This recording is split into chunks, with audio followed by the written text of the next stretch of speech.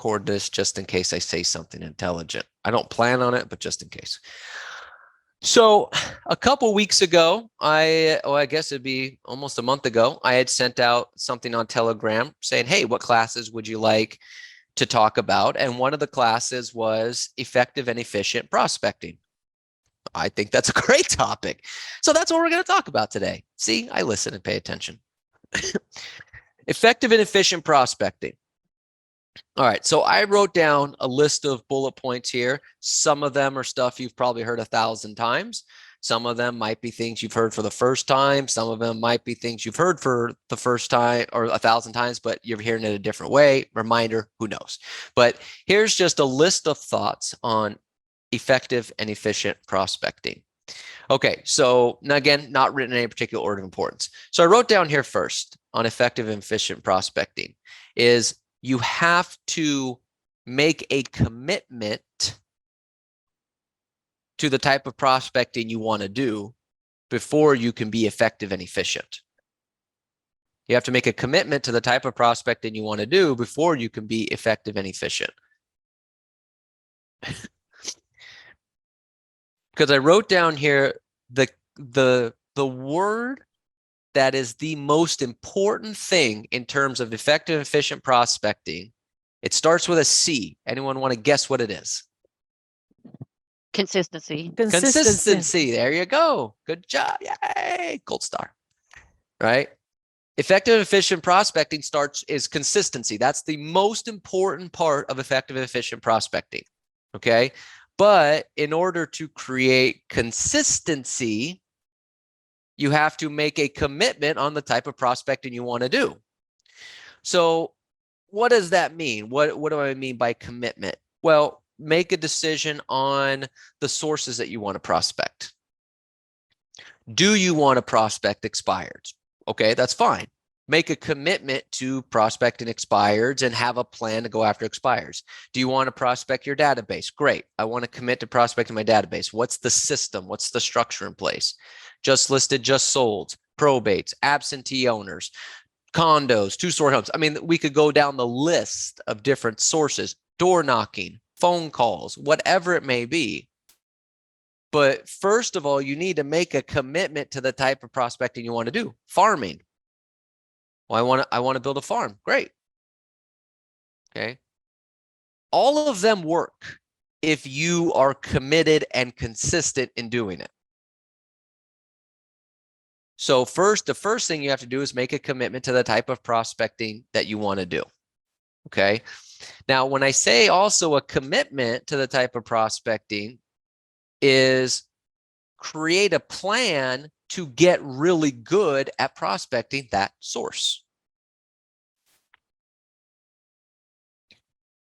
So give me an example of a source what would be something really important or a plan to do in order to get good at a specific source.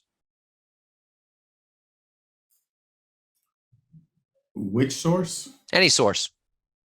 Give me an example of a source that you want, that if you were to say, I want to work on this source, what would be an idea? What would be an example of making a plan? I want to work on expired. Okay, you want to work on expired. So what would you do? Practice scripts. Okay, practice your scripts. Yeah, practice scripts and also to courage. Yeah, okay. Yeah, because courage. They just no. Everything is no. Well, let me tell you something. Expireds aren't the only ones that are going to tell you no. So courage is now over. Okay, because it's not like you don't really have to build up courage to call expireds like, oh my gosh, they're going to say no. Yeah, you're right. And just listed, just solds always say yes. Yeah. Okay, so get rid of the courage thing. People are going to say no matter what. Okay, well, what if they're angry? So have you ever door knocked a just listed, just sold and had the door slammed in your face? Yes. They weren't an expired. So the courage thing for expired is something we build up in our heads. Oh, they're angry. They're frustrated. Everybody's angry and frustrated. Have you seen the news or social media recently? The whole world is angry and frustrated. It's not like they're just expireds. But okay, so I want to get great at expires. Well, there's only 4 scripts you have to learn. You have to learn the expired script and the 3 objection handlers. There's only 4 scripts. So make a commitment to learning those 4 scripts. Make a commitment to previewing property in the area, so maybe you can have some valuable information about what's going on. Okay. You know, I want to work absentee owners. Okay, great. What's the script? What's the pitch? What are you trying to accomplish with these phone calls? See, we're talking about effective and efficient prospecting, but really, if you don't know what to say and how to say it at a high level, can you be effective and efficient? No. No. One, you won't be effective because you're not going to get the business, and you won't be efficient because the script shortens the amount of time you have in the conversation. Yes or no? Okay.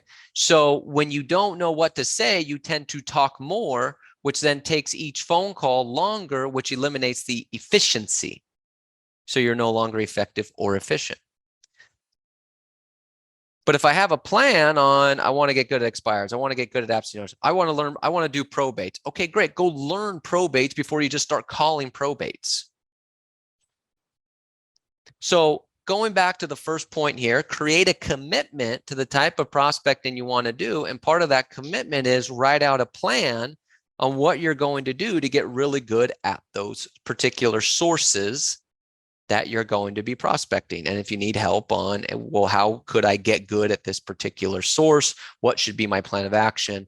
You know, I'm more than happy to help out with that. But first, it starts with a commitment. Okay. Which then leads to the next point, which we already said, which is consistency.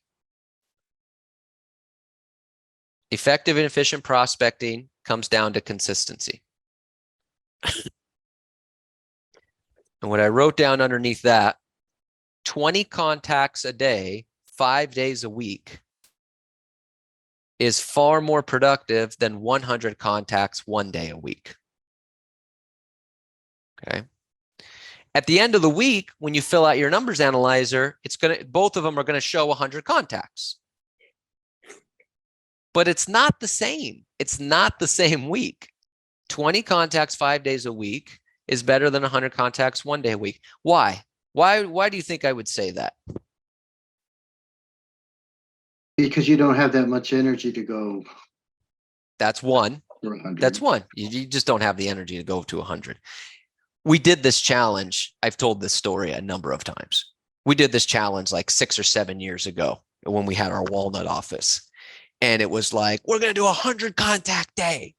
And you had to pitch in like $100. It was $100 for 100 contacts. And if you made your 100 contacts, you got your $100 back. If you didn't, the money went to a raffle, all these other different things. There was like 8 or 9 of us that participated in it. And we got to like, and we started at 8:30. We did a role play at 8, started at 8:30. By about 4 or 5 o'clock in the afternoon, some people were at 50, 60, 70, things like that. The room was dead. Dead. The energy was gone. We were essentially making calls like, I was making recruiting calls. I was essentially making recruiting calls like this. Hey, this is Robert with Century 21. You're pretty happy where you're at, right? Okay, good, thanks. 64. that 4 o'clock in the afternoon, 5 o'clock in the afternoon, that trying to get to 100 contacts, that was the script. Okay. So one is, as Duke said, the energy, because you might be able to go 50, maybe 60 if you've done it before. I mean, if you've only done 20 or 25 before, you won't get to 50 even. But if you're trying to get to 100, that means even if you've done 50 or 60 before, you might get to 50 or 60. But that means the last 40 contacts are low energy, low focus, burnt out, wasted contacts. Okay. What would be another reason why 20 contacts 5 days a week is better than 100 1 day a week?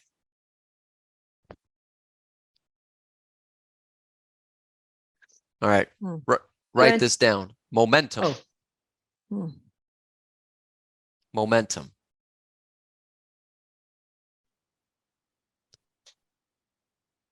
So I was going to ask a question here, but then I don't want to put anybody on the spot. But think about this. When you're trying to say go on a diet, trying to lose weight, for example, okay? It's hard to stay on a diet, isn't it?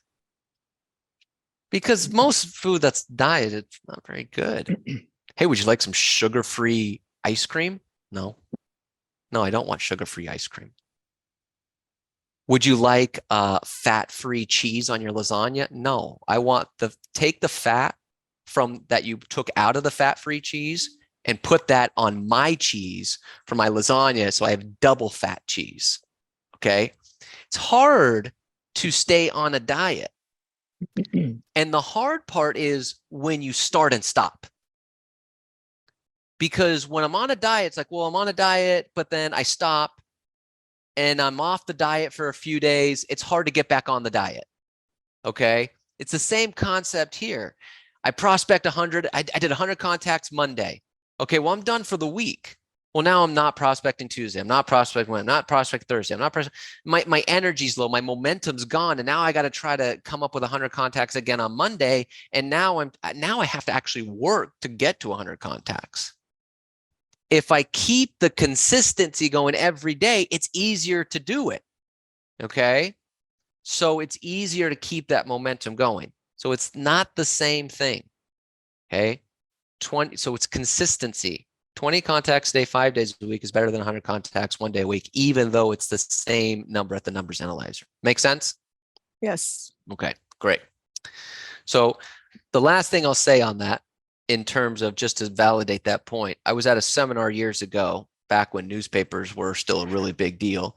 And the editor of the LA Times was talking about marketing. And one of the things he meant, that one of the questions that got brought up is, what's the most efficient marketing you can do in a newspaper?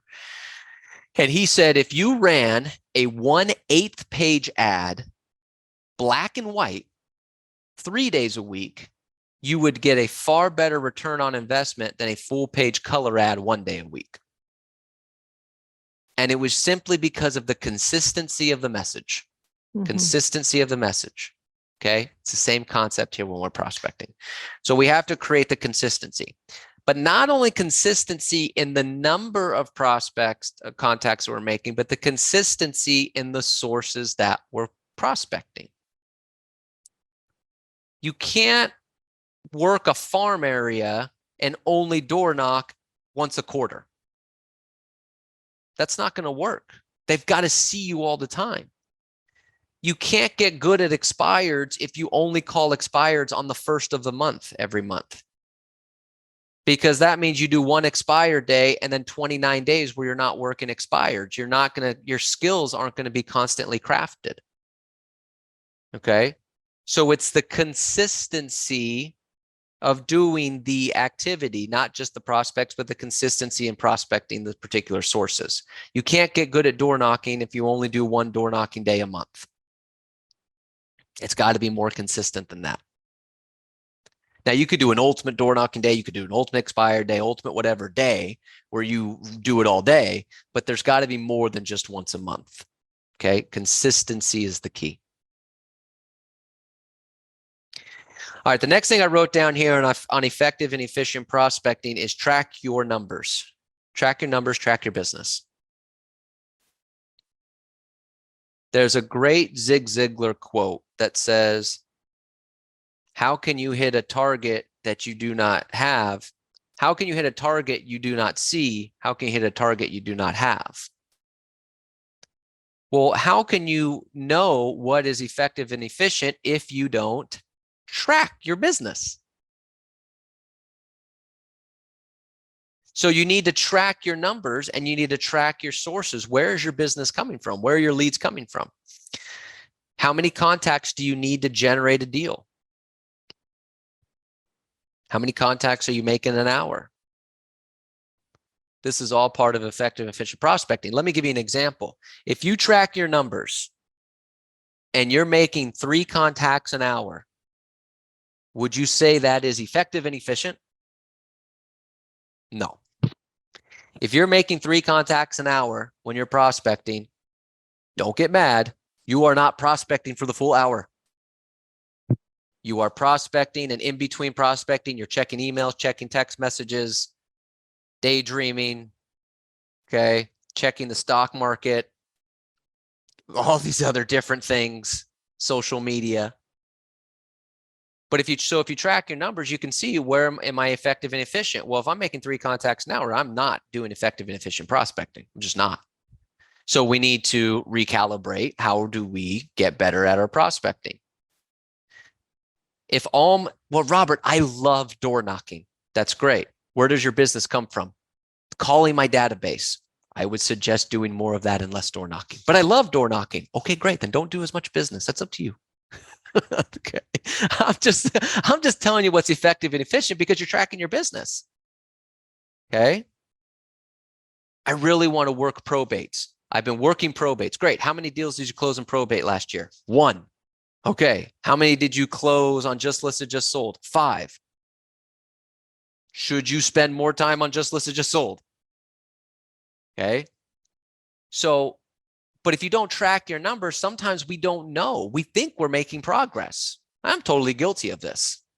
I'm making progress. I'm making progress. I'm making progress. I remember being in a networking group, and it felt like it was really powerful. We would meet for lunch every single week, and the goal was to pass around referrals, and we're doing one-on-ones, and everyone in the group is really nice and really great. And it's like, oh, wow, I'm really making progress here. This is really cool. I love the group. Until one day when I was doing a profit and loss on my business, and I was like, okay, my networking group, how much business has that gotten me? And I realized that it hadn't gotten me, not only did I not have a closing, I had never gotten a lead. And I was there for 6 months. And I'm thinking, gosh, 6 months, and I'm pretty social with all the people there. Feel like I'm pretty decent at my job when I was actively in sales. I'm going there every single week. I'm paying $15 for lunch every single week. I don't even have a lead. That was when I decided not to go anymore. But I was caught in the whirlwind of thinking this is really great. I'm in a great networking group. If you don't track it, you don't really know the truth. Okay. Track where your business is coming from. And then what I wrote down here under effective and efficient prospecting, once you realize where your business is coming from, you have 2 options. You have 2 options. Either number 1, double down on what's working, or number 2, create a action plan to get better at the sources that aren't working and be aggressive in completing it. So let me give you an example. Let's say you start tracking your business, and we've had these conversations with some agents before. I always pick on expireds because that's where most agents fall short. Some of you are really great at expired. But I always pick on expireds, and we'll track agents' business, and we'll say, okay, great. How many deals did you close from your database? Well, I closed 15. How many did you close from expireds? 2. Okay, great. So you closed 17 deals, 15 from your database, 2 from expireds. How much time do you spend prospecting expireds? Oh, about 60% of my time. So you spend 60% of your business on 60% of your prospecting on 12% of your business. Makes no sense. But I like calling expireds. Great. Then create a better action plan to get really good at calling expireds, which we have, by the way. Okay. Or for sale by owners or things like that. Or say, you know what, I'm not going to do that anymore. I'm going to double down on my database. How can I get more from the database? Should I call them more? Should I text them more? Should I do more pop buys? Now, I'm just using that as an example. Maybe yours is just listed, just sold. Maybe it's for sale by owners. It's probate, absentee owners, whatever the source is. But once you start realizing where your business is coming from, either A, double down on that one, or B, create an action plan on how to get better at the other sources. Now, I wrote down underneath here, at some point, if you don't get better at the other sources, just stop. Okay. I was at a seminar, a Mike Ferry seminar years ago, and he asked the lady, he was asking lady, what are some of your issues and things like that. And this lady said, she was near the front. She said, for sale by owners. And she goes, I've just always had a hard time with for sale by owners. And he said, I've known you for a while. Feel like that problem's been around for a while. How long have you had problems with for sale by owners? She's like, I don't know, 5 or 10 years. He goes, here's my advice. Stop calling them. It's been 5 to 10 years. You haven't figured out a plan to get good at it. There's plenty of other people to call. Call them.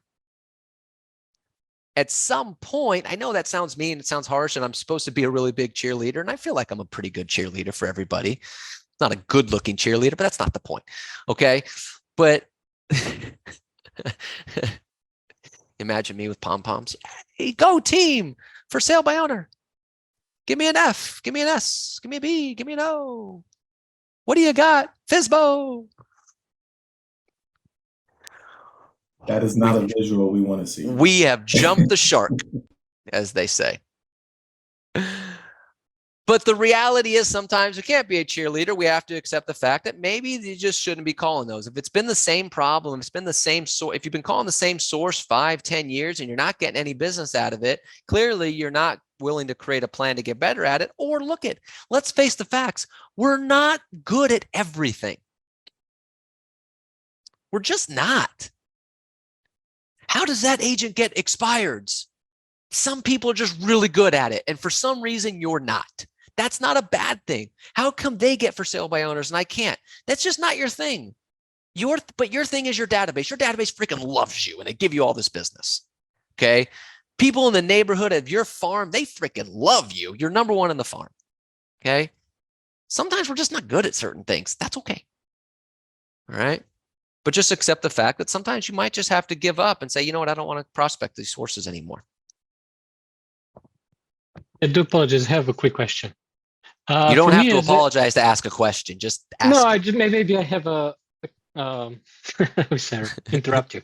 So for me, as I'm the new here in this country, I'm living only 3 years. I don't have a big sphere of influence. I have a few peoples for second works that I'm working. How can I build a database quickly? A recommendation? Call every single person in your neighborhood or prospect every single person in your neighborhood. Use some sort of market script, just listed script, just sold, whatever.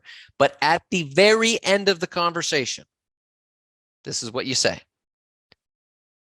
Before I let you go, one of the things I do for other people in your neighborhood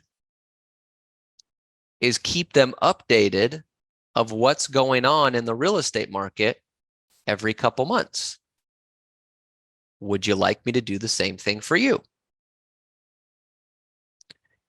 And every single person you talk to in your neighborhood, just listed, just sold, expired, for sale by owners, doesn't matter. Every single person you have a conversation with, the person you meet in the elevator, if you want to go hang out at the DMV all day because they're not going anywhere until their ticket's called, and just say that to everyone in there, you could probably make 100 contacts relatively quickly.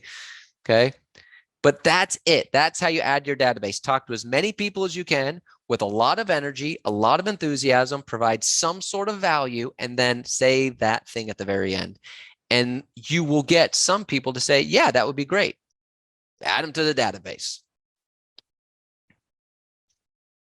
Thank you. You're welcome. Great question. All right. Good stuff. Good stuff. Good stuff. Okay. Next thing I wrote down here on effective and efficient prospecting. Energy. I just actually said that.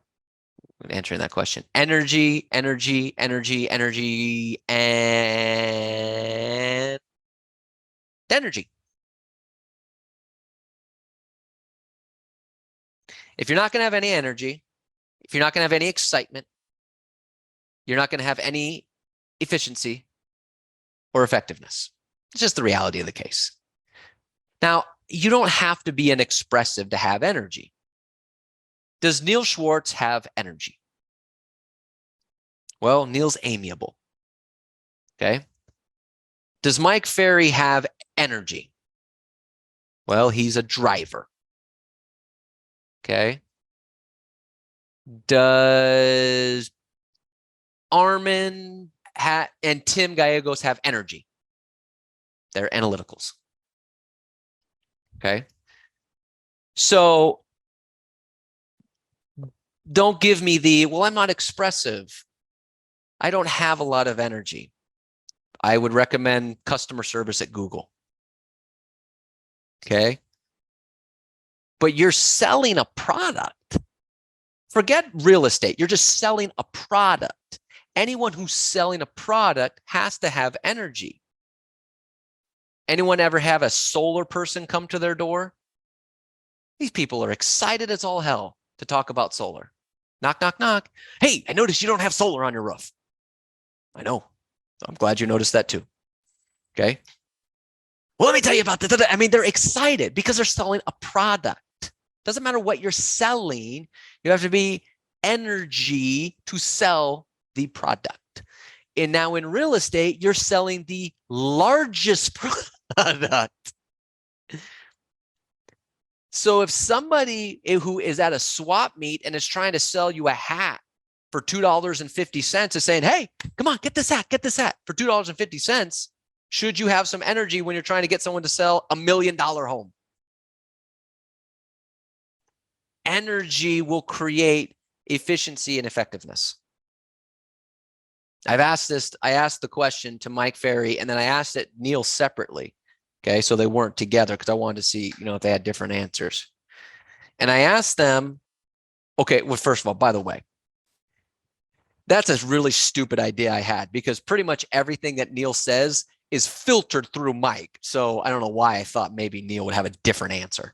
But I asked them separately. I said, hey, why is it that some people get more business from their database and some people don't, assuming that they know the scripts and they're in the same system? And they both said the same thing. It's the energy they bring to the call. The people who get the most business from their database have more energy when they're calling their database than the people that aren't. Got to have energy.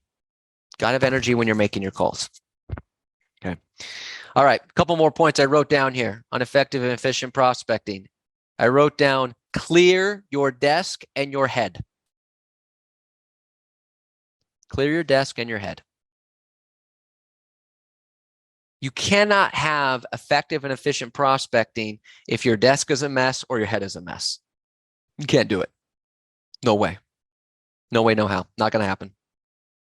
I'm good at multitasking. Yeah, sure. I'll bet. I will bet. About the multitasking, I can chew the bubble gum and look through the windows. That's it. Yeah, that's it. That's it. Right? Multitasking. All right. All right. Fantastic. Well, I have a wonderful idea. I want you to drive this car and I'm going to put a Python on your lap. So you get to handle the Python and operate the vehicle at the same time. Multitasker. Probably not going to work out very well. Okay. Because you would pull over and handle the Python. One thing at a time. Okay. You can't clear the desk. Get it out. Get the papers out. Okay. But I have all my files here. You can go through your files later. Put them away. Just a clear desk where it's just, if you need your computer, your phone, your notepad, your number sheet, let's go. I don't need anything more with prospecting because the more stuff I have on my desk, the more likely I will get what? Distracted. Yes. More stuff I have on my desk, the more I'll get distracted. The more things I have open on my computer, the more I'll get distracted. Like my phone right now keeps pinging because of, Telegram and all these other different things, right? Because I get I'm on, just so you know, in case you ever want to talk shit about me, I am on every email thread and Telegram thread in the company. Okay. So if you send something to the admin email talking crap about me, I see it. If you send something to bookkeeping, I see it. If you send something to listing email, I see it. I'm on every thread of every email in the company and every Telegram group. Okay. So choose your words wisely. Okay. But if I have all that stuff open while I'm prospecting, it's too much of a distraction because there's pings and this and that and all these other different things. Clear it up. But I also need to clear my head. So here's an example.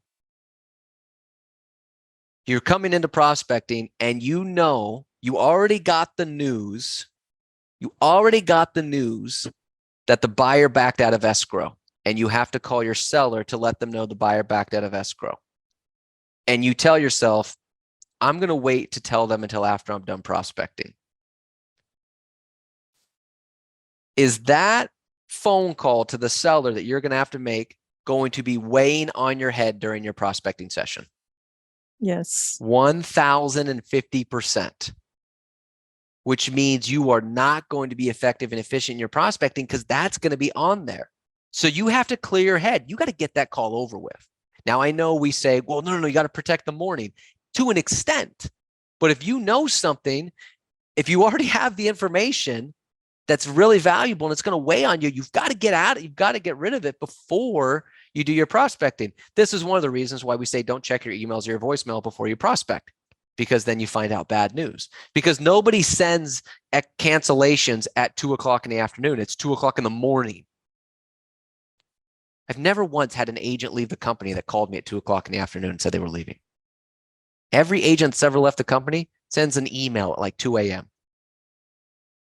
FYI, we left. Like, thanks. Okay. It's the same concept, right? So you have to clear your head, clear your desk, focus just on prospecting. Because here's the thing. And then while on that note, make sure none of the tabs are open. Your email tabs aren't open. Make sure your phone is not on, pinging left and right. Turn off your notifications because of the distractions. Because as we learned in the book, The Slight Edge, they did research on this. If you are fully focused on something and you get distracted even for a second, it could take up to 11 minutes to get back to that fully focused state. So now imagine that you're prospecting. All right, I'm zoomed in, man. I'm on my dialer. Yeah, I'm feeling it. I'm feeling it. I'm right here. And then the phone goes ping and you go, because we can't resist the ping. It's not possible. We hear the ping. We look down. Oh, it's not important. Okay, back to this. It could take 11 minutes to get back to where you were before the ping. Now, that's one distraction. Imagine if it's 2 distractions. That's 22 minutes. What if it's 3 distractions? That's 33 minutes that it could take back. Now, what if that you had 3 distractions a day? That's 30 minutes a day. And you did that for 220 days a year. That's 110 hours over the course of the year. Simply dedicated to trying to get back to focus. That's crazy when you extrapolate that over the course of a year. And that's just 3 distractions, costing you 110 hours a year. 3 distractions a day while you're prospecting. Oh, man. You want to talk about an effective and efficient prospecting? That is the definition of the opposite. Clear your desk, clear your head, turn off your notifications, fully focused. And the last thing I wrote down here on that note, okay, and we'll wrap up. You have to be honest with yourself of how much prospecting you can do continuously before you need a break. I know we say, prospect for 3 hours. Some of you can't prospect straight for 3 hours. That's not a bad thing. I'm not saying like, what's wrong with you? It's a reality. Some of you can't prospect for 3 hours straight. That's okay, by the way. So some of you have to be honest with yourself. Well, I could probably go an hour, high energy, high enthusiasm. So then do an hour, take a 10-minute break, not a work break, to check your emails, take a 10-minute break, go get some water, walk around, clear your head, just kind of relax for 10 minutes and then go back on it for another hour. And then take a 10-minute break and then go back on it for another hour. In a 3-hour time period, you might only prospect for 2 hours and 40 minutes, 2 hours and 30 minutes, but you'll be far more effective because you took those 10-minute breaks than if you were to just prospect for 3 hours straight. Yeah. So you have to be honest with yourself of what is the maximum amount of prospecting I can do and stay totally focused on it before I burn out, I lose energy, all the above. Okay. And then my last note here is on effective, efficient prospecting, don't ever call a source for more than 1 hour. Okay. Well, I want to do expireds. Okay, great. You got 1 hour. Don't do it for more than an hour. You'll burn out. You'll lose the energy. Just listed, just sold database. Every hour, maximum hour, maybe it's even 30 to 45 minutes, maximum an hour, change the script, change who you're calling. I'm a pretty high energy guy. If I had to do a just listed, just sold script for 3 hours, 9 a.m. is going to be, hey, we just listed a property over at 123 Main Street. 2 hours and 45 minutes in on the same just listed script. Energy 9 a.m. was here. 2 hours and 45 minutes on the same script is here. Just being honest. But if I switch it up every hour and say, all right, just list is over, let's go to expireds. Now I've re-energized myself. New script, new people. An hour later, let's go to absentee owners. Let's go.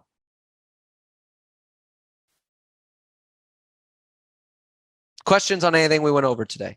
If the source is 1 hour, do not answer. We switch gears. Even if, no matter what, if they answer or don't answer after 1 hour, switch to something else. Don't call a source more than 1 hour. Now, if you go 30 minutes and no one answers, I'd probably do it sooner. But that's just me. That was what I mean. Yes, thank you. You're So welcome. talking Cincho, I would like to go back a quick question So regarding you're the tracking your foreclosure. numbers It's and, been how kind of long do you difficult get one to source? deal with people. It's behind with the payment. What do you suggest? Because I want to focus on that too. On the people that are behind on their payments. Yes, a pre-foreclosure to be more Yeah. specific. So what you have to do is to get really good at that is one, you have to practice your tonality because these are people that are already in a bad situation. And if you come across too aggressive, then they're going to shut down because they're already in a bad mood. So you have to work on your tonality to be, you have to come from a place of comfort, a place of help. So the number one thing when you're calling NODs is you have to practice and record so you can hear the tonality in your voice on how you're doing that. And then learn what's going on in the bank world and how are they helping people, because almost every NOD is going to tell you the same thing. I'm trying to work it out with the bank. Almost guarantee that's what they're going to say. That's what I'm receiving. Yes. So yes. learn, well, what are the banks doing? Because maybe if you find that the banks are helping everybody, okay, then that makes sense. But if you find that, gosh, I'm reading a lot that the banks are not really giving a lot of forgiveness anymore, then the next time that happens, you can say, okay, well, are you aware of, what's going on with the banks in terms of this? And then that way you can at least have some information. Yeah, good advice. Thank you. You're welcome. Good stuff. All right, everybody. That's all I got. Hopefully you got something out of this today.